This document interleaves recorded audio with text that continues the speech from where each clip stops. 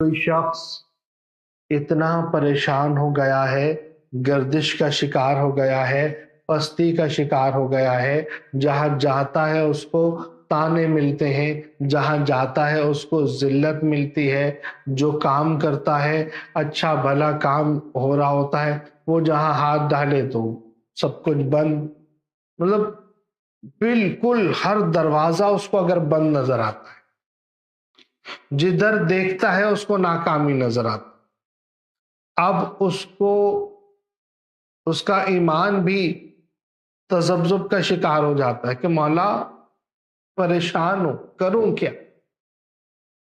اس شخص کو چاہیے کہ روزانہ عشاء کی نماز کے بعد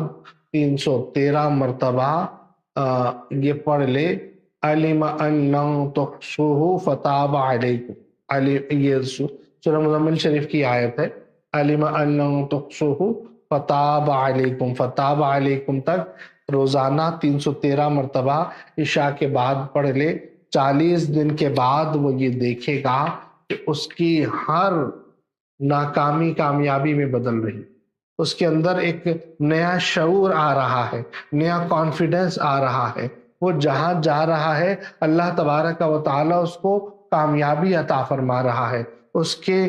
قدموں کو کامیابی خود چوم رہی ہے، کامیابی اس کو ڈھونڈ کر کہتی ہے کہ ہاں میں کامیابی۔